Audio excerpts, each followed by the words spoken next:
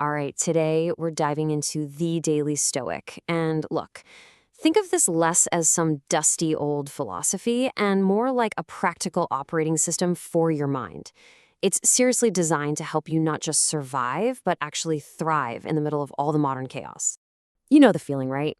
Your phone is buzzing nonstop, the emails are just piling up, and you feel like you're constantly reacting to what everyone else needs from you.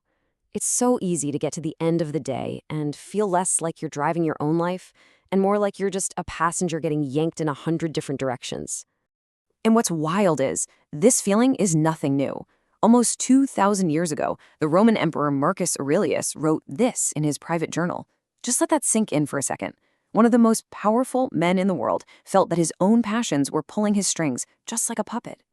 So I've got to ask you, does that puppet metaphor hit home for you? Do you ever feel like your emotions, the anger, the anxiety, the wanting things, and just everything happening around you are the ones calling the shots? Well, if you do, you're definitely not alone. And the good news is there's a way to cut the strings. And that solution is Stoicism. It's this incredible ancient toolkit for building real strength, self-mastery, and a kind of inner peace that doesn't depend on the chaos outside. But before we get into it, we have to clear up a huge misunderstanding about what it means to be stoic. Yeah, the word stoic has gotten a pretty bad rap. Most people hear it and think of a robot, someone who's totally emotionless. But that's not it. Not at all. Stoicism isn't about suppressing your feelings, it's about understanding them, so you're not controlled by them. It's a tool for perseverance, a framework for living a truly good life.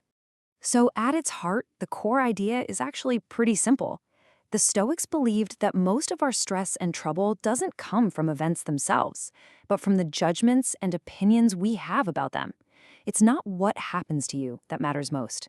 It's how you choose to respond. And this wasn't some philosophy cooked up in an ivory tower. It was practiced out in the real world. You had Marcus Aurelius, the emperor, you had Seneca, a famous playwright, and then you had Epictetus, a man who literally started life as a slave and became one of the most influential teachers in history. This was a philosophy for living, for everyone. And fast forward 2,000 years, it is just as relevant.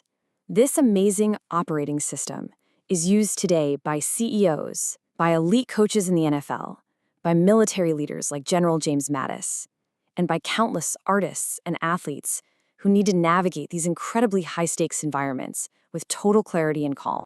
So, how does it actually work? Well, the Stoics were practical. They broke their whole philosophy down into a simple, really actionable framework of 3 core disciplines.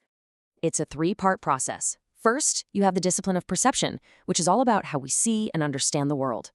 Second is the discipline of action, the choices we make based on that perception. And third, the discipline of will, which is how we learn to accept the things we simply can't change. See the flow? Perceive clearly, act rightly, and accept what you can't control. Okay, now, if you only take one single thing away from all of this, please make it this next tool. I'm not kidding. This is maybe the most powerful and practical concept in all of Stoicism, and you can start using it the second we're done here. It all starts with this incredibly simple but totally profound statement from Epictetus. He said, the single most important practice is just this, learning to separate what we can change from what we can't. And this idea right here is the foundation of that first discipline, perception. Why? Because the only thing you ever have 100% absolute control over is your own mind, your perspective, your judgments, your choices. Everything starts right there between your ears. So let's look at this. Inside your circle of control, you've got your opinions, your choices, your desires, basically your entire inner world. But what's outside your control? Well, pretty much everything else. What other people do, your reputation, the economy, the weather, you name it. And here's the big aha moment.